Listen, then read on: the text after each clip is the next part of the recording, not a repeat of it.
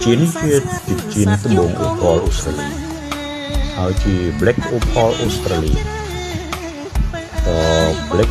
Opal Australia không một carat anh mình lại chặt $10 từ đó tới đó $10,000ជាស្រ័យតែមិនទឹកនៅក្នុងដំបងឬក៏លងក្នុងដំបងហើយអូប៉លនេះគឺជាដំបងធម្មជាតិភាសាបើសិនណាយើងកលិះវាចុះឡើងដូចខ្ញុំកលិះនៅក្នុងវីដេអូនេះអញ្ចឹងបានន័យថាពណ៌របស់វាហាក់ដូចជារំនៅគ្រប់ជ្រុង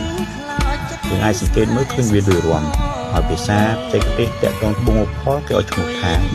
dancing color ឆ្នេះត្បូងធម្មជាតិ